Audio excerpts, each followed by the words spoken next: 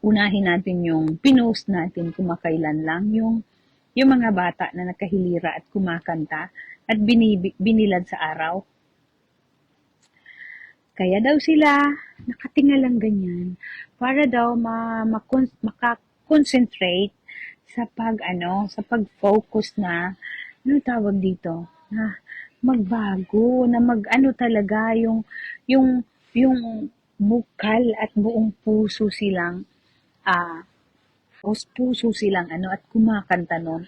Kumakanta ng isang makabagbag damdaming at saka sulat yun ni Jerin Skilario. Ang sabi pa, ako'y sasama, ako'y natutuwa at masaya basta lang ako'y makasama sa iyo, aking mahal na Panginoon, at kami ay sasama kahit hanggang kulungan.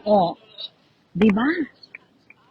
Grabe yan, grabe. At saka sila talaga'y nakatingala. At pagkatapos nun, mga kaibigan, kung binilad sila ng mahigit 1 oras, palalakarin silang parang mga pato. At bawal silang tumayo at lalakad talaga sila. Pagka sila itatayo, sila ay mapapanish. I-punish sila, ipadol sila, or itapon sila doon sa paliguin sila sa aroma beach. No? So, ganun. So, hindi mabilang yung mga bata na kasalukuyang pinaparusahan at gusto nilang matuwa pa ang mga bata dahil nagsisilbi sa kanya. Nagsisilbi kay tawag dito, kay Jerin Skilario. So, yun. Tapos ngayon, mapunta tayo sa ating interview kahapon kay Jean.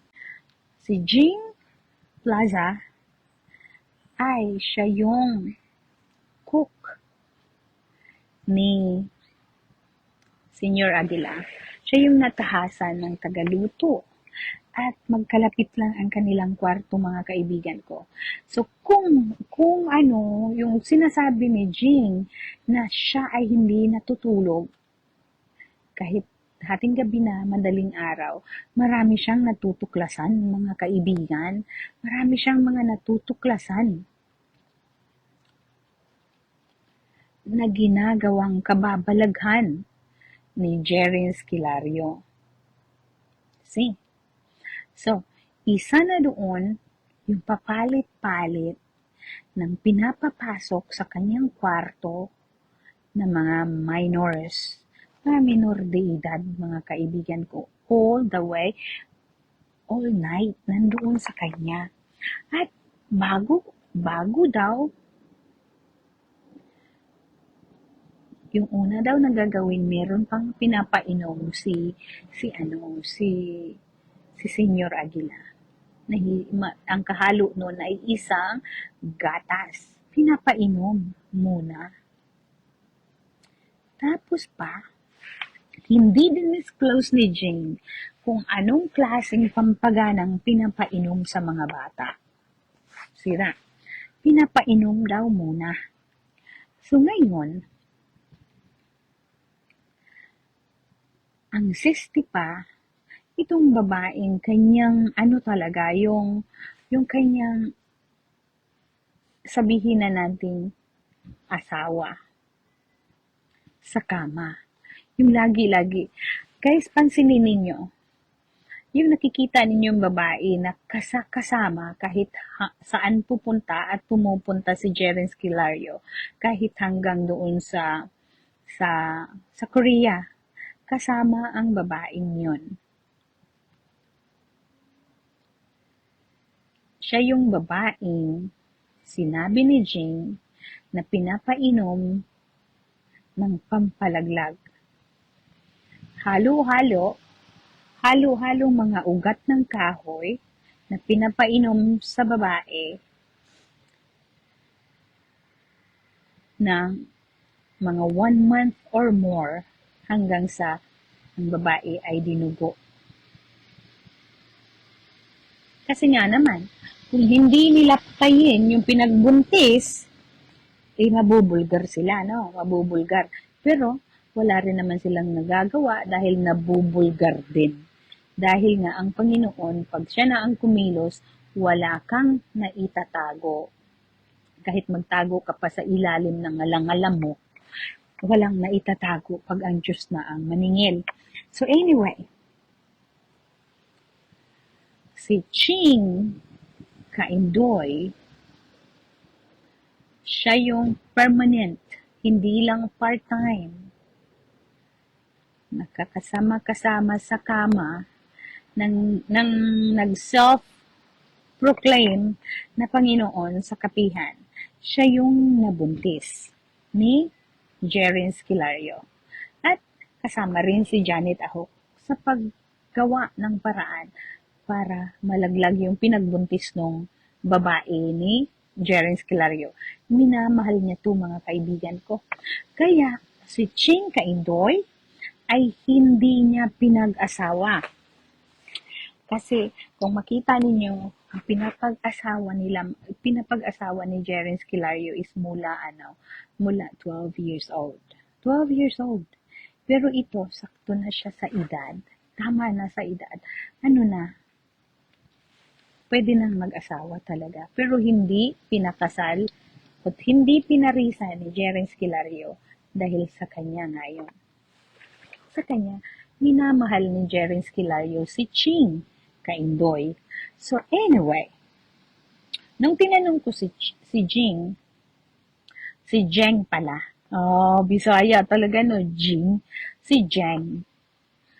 Nung tinanong ko kung sabi niya mahigit sa 10 yung mga batang minors na palabas-pasok doon sa kwarto ni Aguila. Na doon siya mag-overnight. Nung tinanong ko na sa pagkakaalam mo ba, Jeng, may nabubuntis doon sa mahigit 10 na dinala ni Aguila doon sa Ang sagot niya is, hindi niya daw alam, hindi niya sure, dahil pagkatapos daw nun, ipapag-asawa na yung mga bata na nanggagaling doon sa kwarto niya. Pinapartneran na ng iba. So ngayon, kung narinig ninyo yun sa court yung mag-adjust, ngayon pala, pag nag-adjust yung mag-partner, yung hindi, kasi mga bata pa nga, ayaw magtalik. Ang paparusahan pala, ipapadel, is yung mga lalaki. Dahil kahit na nga inuutusan na silang mga approve na daw na i-rape yung mga bata ring partner ng mga lalaki. So, minsan daw, na lang yung mga batang lalaki, nagsisinungaling na lang na ayan nakuha na nila para daw hindi mapadel yung mga bata o mapunta doon, mailublob doon sa gawa nilang paliguang masangsang pa sa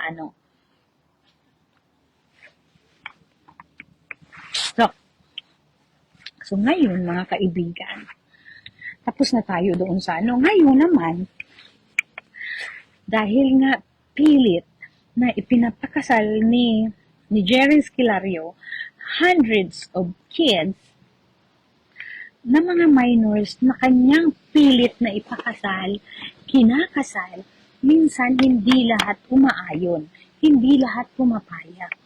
Ngayon, pag surrender na ang parents na na pagtabihin at umayon na sa utos ni Jerin Esquilario, yung mga batang yun ay kukunin na i-in-house doon kung nasaan nakatira sila ni Janjan Ahok at si Jerin Esquilario.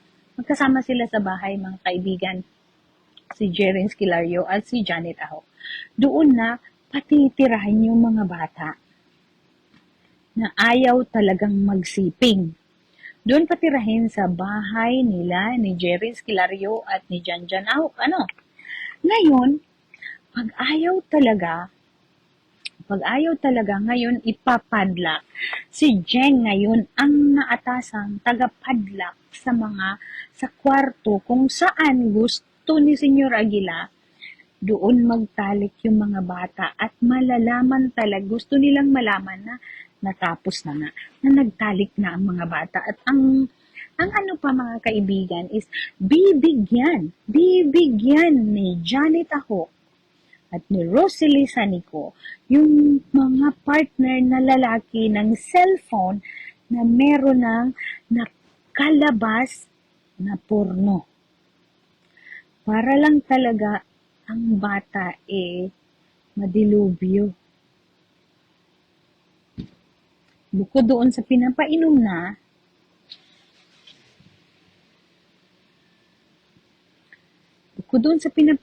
nila ng pampagana, ngayon, ipadlock yung mag-partner, yung mga minor de edad na ayaw naman talaga na mag-asawa.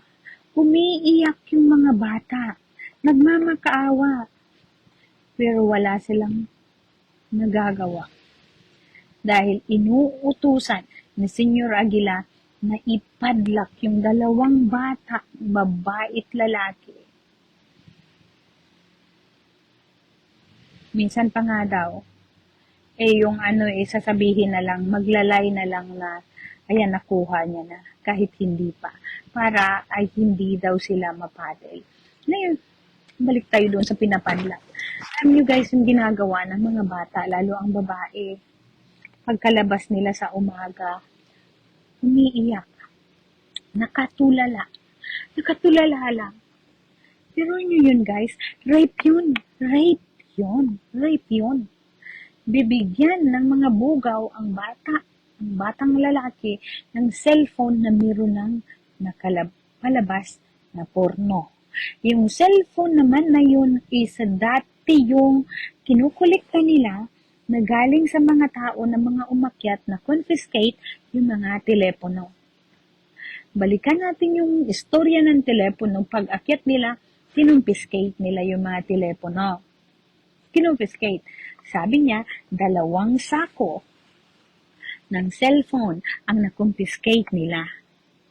Yung magaganda, pinili nila at itinabi ng mga sindikato ang magagandang phone. Yung mga hindi gaanong kagandahan, kasi nabasa siya, ipinalibing na lang. Ngayon, sa dami ng inilibing ni Jeng, kasi walang nakakaalam hanggang ngayon kung saan ni Jeng inilibing yung 2 sakong telepono, siya lang ang nakakaalam. Kung dalhin yan si Jeng doon at ipahukay, alam na alam niya kung nasaan yung 2 sakong telepono na nakalibing. Okay. So ngayon, grabe no? Grabing expose. So, since si Jeng ay siyang tagaluto, lahat-lahat ng kailangan ng haring kulto at juice nila, siyang tagaluto, tagatimpla. Nung tinanong ko siya, kasi meron akong nabalitaan isang matanda na pinupulsuhan lang daw yun nila, pinupulsuhan ni Janjan at ni Jerry Esquilario na isa daw mangkukulam at isang aswang. Ngayon, gumawa sila ng kanilang sariling gumawa si Jerry, nagtimpla. Halo-halong iba't ibang klasing ugat ng kahoy, pinapakuluan, nilagyan ng bawang, at lalagyan ng maraming bitchin. Ajinomoto. Lalagyan nyo lang yun. Ngayon yung mga so-called na mga aswang at mangkukulam ay paiinumin daw ni Jerins hanggang sa ito ay magsuka. Suka ng suka. Gallons mga kaibigan ko ang pinapainom ni Jerins Esquilario doon sa mga sinasabi niyang mga aswang at mga mangkukulam. So ngayon nito, meron silang ayaw na isang babae. Nasabi daw yun talaga is isang matinik na mangkukulam. Yung iba pinapainom ng ganong mixture. Pinapakulo ang mga gamot, ay mga ugat ng kahoy, kahalo ang bawang at saka vitsin. Itong si Lori Kaindoy, ay pinapainom, sinisingle out na lasunin ang pobreng matanda. Nilaso nila, yung araw na yon, dinala nila at pinababa doon sa bahay ni Lori Kaindoy.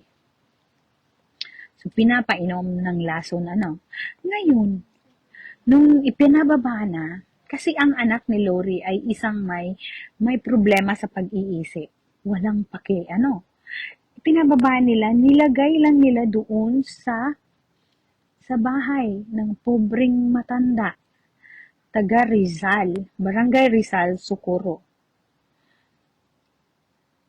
Ngayon, mga kaibigan, after nilang i-drop off yung matanda doon, pinabayaan. Days later, nangangamoy na yung bahay ni Lori dahil siya ay namatay. Nangamoy siya sa loob ng bahay dahil pinalason ni Jerry Esquilario at mga kasamahan niyang sindikato.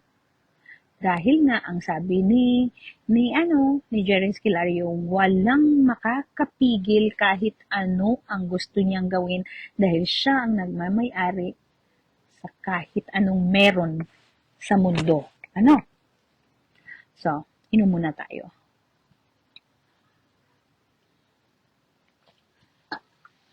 So, nilason, mga kaibigan ko. Puntos nilason. At saka kahit pa yung mga hindi nilagyan ng talagang lason na madali ang pagkamatay. Guys, hindi ba ang vitsin pag nadamihan yun, isang lason din, hindi ba? Yun ang mga pinapainom at hindi sila titigilan hanggang ang mga taong uminom magsuka ng magsuka.